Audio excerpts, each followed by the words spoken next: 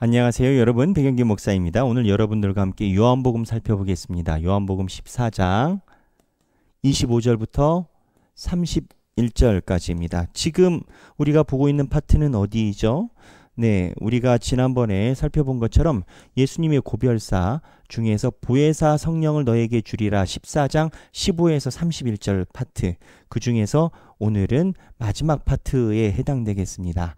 그래서 14장 25에서 31절까지 보혜사 성령에 관련된 내용이죠.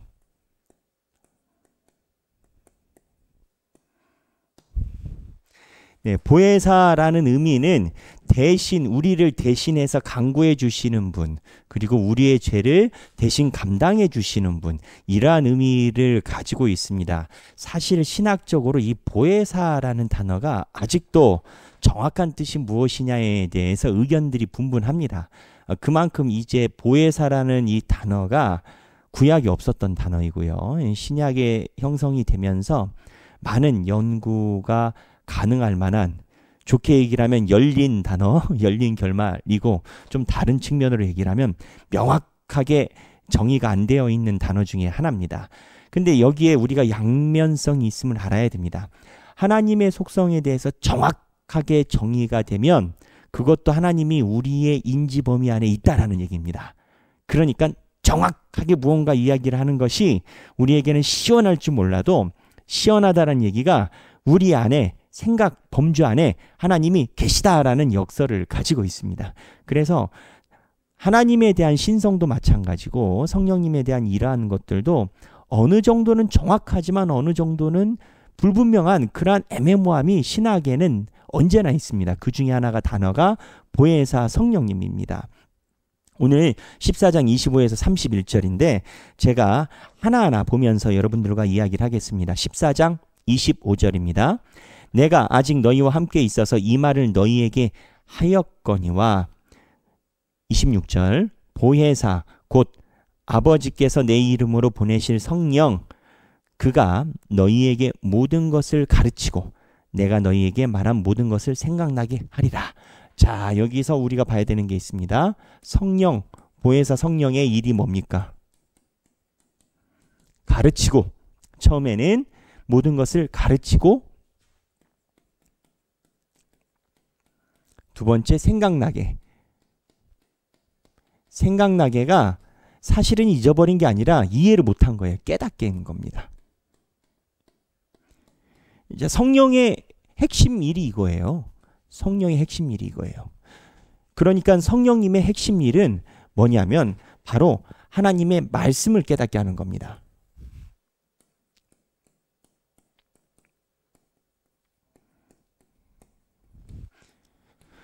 성경 구절, 우리가 성경 공부를 하면서 교인들이 많이 하는 내용이 있어요. 예전에는 이러한 내용을 몰랐다라는 거예요. 근데 성경 공부를 통해서 알게 되었다라는 거죠. 그런데 여러분, 성경을 공부한다고 다 알게 될까요? 그렇지 않습니다. 예수를 믿지 않는 사람들은 성경을 아무리 공부해도 우리가 이야기하는 그 뜻의 합일, 하나 되지 않고 다른 곳으로 새 나갑니다. 무슨 얘기냐면 성령님께서 임하셔야만 여러분들이 말씀 훈련할 때 말씀을 깨닫게 됩니다. 제가 가장 듣는 얘기 중에 행복하게 듣는 얘기가 뭐냐? 성경이 꿀송이처럼 단 걸 느껴요. 저는 그 얘기 들을 때 제일 행복합니다. 왜냐하면 성령님께서 일하시고 계시다라는 증거예요. 말씀을 깨달아야 달거든요. 맛을 알아야 맛을 느낄 수 있어요. 외계인들이 와가지고 제가 아무리 콜라를 좋아한다고 콜라 맛을 알겠습니까? 맛을 알아야 맛을 느끼는 거 아니겠어요? 그것처럼 이 맛, 성령의 일이 말씀을 가르치고 깨닫게 하는 것이 성령의 주 임무입니다. 그리고 성령의 일인 겁니다. 어저께 강의 때 얘기를 했죠. 성령이 무슨 에네르기나 초능력, 초자연이냐? 아니에요. 성령은 하나님이에요. 성령 받아라 해가지고 와 해가지고 막 하고 막 으다다다다다 하고 그냥 이렇게 하고 초능력처럼 아니에요. 성령이 우리가 부리는 무언가 분신, 능력, 에너지, 기원, 기운 이런 거 아닙니다. 성령은 하나님이에요. 그래서 성령은 생각하기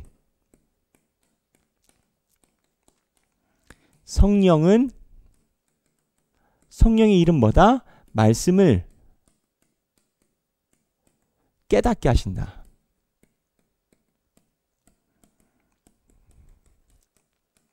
예수 그리스도가 40일 동안 부활하시고 승천하시고 다시 40일 동안 거하셨어요.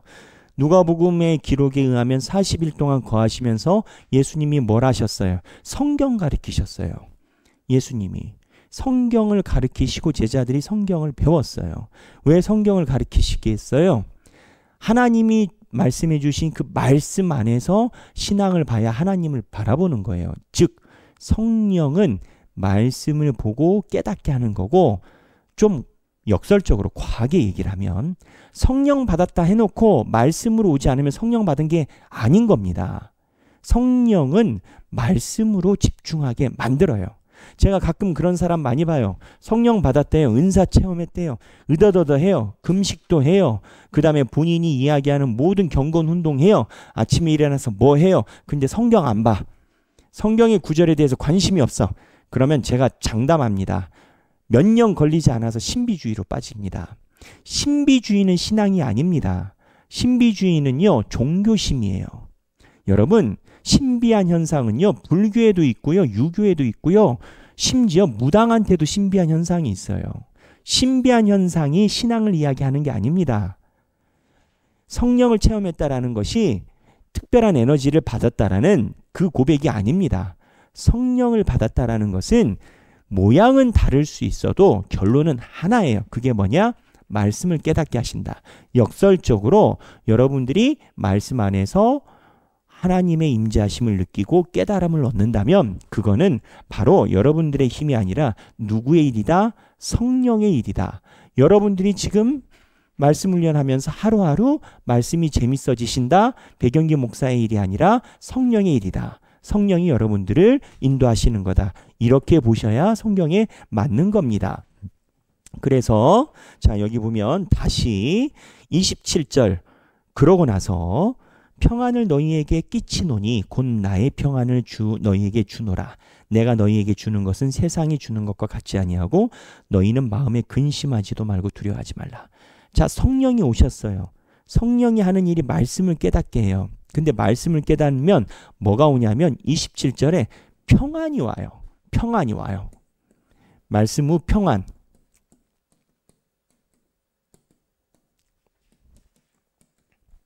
근데 이 예수님의 말씀을 듣는 제자들의 상황이 어때요? 예수님의 말씀을 듣는 제자들의 상황은 예루살렘에 와서 예수님이 호산나 다윗의 자손이여 라는 환대를 받았지만 예루살렘 성전에 올라가서 다 뒤엎어 버려 가지고 굉장한 긴장감을 가지고 있는 상태입니다. 어떠한 긴장감? 지도자들과 충돌을 하고 있구나라는 불안감을 갖고 있는 상태예요. 그러니까 이거에 대해서 예수님이 이야기를 하셨죠. 14장 1절에 보면 너희는 마음에 근심하지 말라. 하나님을 믿으니 또 나를 믿으라. 그래서 우리 묵상 뭐 어떻게 했죠? 믿음의 반대말이 뭐라고요? 근심. 믿음의 반대말이 뭐라고요? 근심. 근심하는 사람이 이겨내려면 뭐가 필요하다고요? 믿음. 근심하는 사람이 근심을 이겨내려면 해결책이나 돈이 아니라 믿음이 필요한 건 거예요. 근심의 반대말이 믿음인 거예요. 그리고 근심은 믿음이 와야 해결이 되는 거예요. 지금 성령님이 오셔서 말씀을 깨닫게 하면 근심을 이겨낼 평안이 온다라는 거예요. 그래서 성령을 받으면, 성령 안에 거하면 결과가 뭐냐? 결과가 뭐냐? 담대함과 평안이에요. 몇 번 우리가 나눴죠. 누가복음 끝나서 사도행전 들어갔다고. 누가와 사도행전은 동일 저자이고 사도행전에 갔을 때 처음에는 마가의 다락방에 다 숨어 있었습니다. 보혜사 성령 받고 어떻게 됐습니까? 다 나와서 길거리에서 예수 그리스도를 증거하기 시작했습니다. 기쁜 얼굴로. 성령 받기 전에는 혹시 행여 누가 알아볼까 봐 겁나서 마가의 다락방에서 몸 숙이고 숨어 있었습니다. 공포와 두려움이 다 다가왔습니다. 성령 받고 나서 어떻게 됐다고요? 나가서 길거리 가서 외쳤다고요. 현상과 상황, 팩트 바뀐 거 있습니까? 하나도 없습니다. 예수님이 돌아가시고 사형죄로 무언가 군사 구테타처럼 누명을 쓰시고 돌아가신 사건은 하나도 개선이 안 됐습니다. 그런데 성령을 받고 나기 전과 난 후의 차이는 뭐냐? 용기인 겁니다. 그래서 보혜사 성령에 대해서 예수님이 이렇게 이야기를 하시는 겁니다.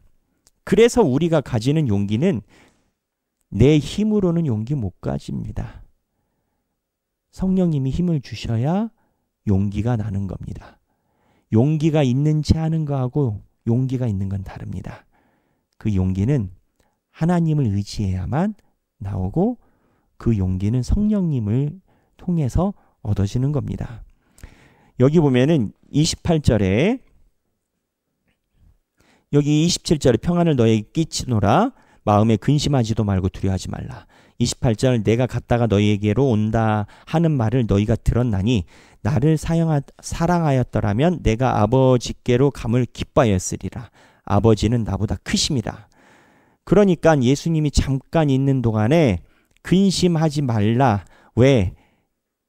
너희가 나를 사랑하였다면 내가 하나님과 함께 계심을 성령님을 통해서 알았을 것이다. 그러니 불안해하지 않고 더 큰 일이 있을 걸 기대했을 것이다 라는 거예요. 그러니까 예수를 사랑을 했을 때 성령님이 임하고 성령님이 임하면 근심이 없어졌을 거라는 거예요. 그러면서 아버지는 나보다 크심이라. 여기서 이야기하는 아버지가 나보다 크심이라 라는 건 삼위일체에서 하나님이 대빵, 예수님이 두 번째, 성령님이 third 이렇게 가는 게 아니고 예수님이 시간적으로 하나님이 먼저 계신 거라는 일을 하셨다라는 걸 이야기를 하는 겁니다. 이게 조금 신학적으로 복잡합니다. 우리 삼위일체는 예수님과 하나님과 성령님이 같은 분이에요. 근데 이 본문대로라면 아버지가 크심이라니까는 아버지가 크다라고 이야기를 한 건 거예요. 그 느낌이 아니에요. 그 느낌이 아니고 아버지가 나보다 먼저 계셨다라는 이야기로 우리는 오랫동안 전통적으로 이야기를 합니다. 순서의 문제였다라는 거지 위아래 문제가 아니에요. 29절 이제 일이 일어나기 전에 너희에게 말한 것은 일이 일어날 때에 너희로 믿게 하려 함이라. 지금 보혜사 성령님이 왔어요? 안 왔어요? 아직 안 왔어요. 근데 나중에 성령님을 받을 거예요. 그러면 예수님이 이야기한 말이 맞을 거라고 믿게 하기 위해서 예방주사 놓으신다라는 거예요. 근데 이 패턴이 우리 교회도 마찬가지예요. 성경 공부하고 예수님에 대해서 공부하잖아요. 제가 가르치잖아요. 여러분들이 100% 이해돼요? 되는 것도 있고 안 되는 것도 있죠. 근데 저한테 먼저 들으면 나중에 여러분들이 성령님을 만났을 때 그때 목사님이 성경 공부할 때 이야기한 내용이 이 내용이었구나. 세상 말로 길을 먼저 내주는 거예요. 예수님이 성령님에 대해서 미리 얘기를 하는 게 길을 이렇게 먼저 내주는 거예요. 우리가 못을 박을 때 그래요. 못 박을 때 못 박는 위치에 조금이라도 홈이 박혀져 있으면 못이 정확하게 들어갑니다. 근데 못을 박을 때 홈이 없이 이렇게 평평한 데다가 그냥 못을 박잖아요. 그럼 못이 막 삐뚤삐뚤해져요. 그럼 어떻게 해요? 처음에 뾰족한 드릴로 여기 살짝 팝니다. 그러면 못이 반듯하게 들어가요. 예수님이 지금 이 얘기를 하는 이유가 너희로 하여금 그날에 성령 받았을 때 내가 한 말을 깨닫고 믿게 하려고 홈내는 거예요. 그럼 우리는요? 우리도 마찬가지예요. 우리가 성경 공부하는 거 여러분 다 이해됩니까? 다 이해되면은 감사하고 찬양할 일이고 다 이해가 되지 않아도 따라오잖아요. 다 이해가 되지 않아도 여러분 공부하시잖아요.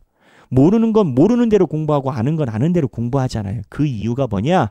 나중에 성령님이 임하여 깨닫게끔 홈을 내는 작업인 건 거예요. 그래서 믿음은 훈련받아야 됩니다. 믿음은 배워야 됩니다. 백영기 목사가 성경에 있는 내용을 다 깨닫고 있을까요? 저 그러지 못합니다. 저도 성경에 있는 내용 중에 이해 안 되는 거 있고 아직 제 생각에 가지 못하는 거 있어요. 그건 그대로 놔둬요. 언젠가 주님이 알게 하시겠다라고 기대해요. 가늠한 여인 본문 제가 신학교 가서 한 번도 손에 댄 적 없었습니다. 하길교회 설립하고 24년도에 처음으로 가늠한 여인 설교했습니다. 제 입장에서는 그 가늠한 여인 사건을 이해하는데 20년이 걸린 거예요. 하나님의 때를 기다리는 거예요. 우리도 사람마다 다 다를 수 있어요. 그래서 예수님께서 이야기를 할 때 너희로 믿게 하려 함이라. 그리고 30절 이후에 내가 너희와 말을 많이 하지 아니하리니 이 세상의 임금이 오겠습니다. 예수님이 가신 후에 세상이 권세를 잠깐 잡겠다라는 거예요. 그러나 그는 내게 관계할 것이 없으니. 하지만 세상의 임금이 예수님에 대해서 손대지 못한다라는 거예요. 31절 오직 내가 아버지를 사랑한 것과 아버지께서 명하신 대로 행하는 것을 세상이 알게 하려 함이라. 일어나라 여기를 떠나자 하시니라. 이제 예수님이 이 자리를 일어나서 이동하면서 15장부터 포도나무 비유를 얘기를 하십니다. 포도나무 비유 굉장히 유명하죠. 나는 참 포도나무요 너희는 가지니 라는 내용이에요. 그러면서 예수님이 지금 제자들이 당한 상황을 어떻게 이해해야 되는지 이야기하는 과정이 나옵니다. 이것도 아주 재밌어요. 내일 시작을 해요. 오늘 생각하기 한번 생각을 해봐요. 여러분 성령은 불 받아라 으쌰 우르르 쾅쾅쾅 뭐 바바바바바바 이런 거 아니라고 했어요. 성령은 초능력이 아니에요. 성령은 하나님이세요. 자, 성령은 말씀을 깨닫게 하신다. 나눠보십시다.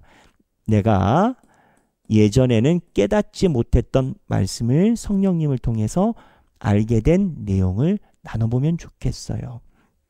성령으로 깨닫게 된 말씀 나눠봅시다. 저는 이미 나눴어요. 저는 가늠한 여인, 죄 많은 여인이죠. 정확한 표현은. 죄 많은 여인, 가늠한 것으로 추정되는 여인에 대한 본문을 아는데 시간이 오래 걸렸습니다. 성령님께서 인도하셔서 저로 알게 하셨다라고 저는 고백을 해요. 이것처럼 성령으로 깨닫게 된 말씀을 나눠보자.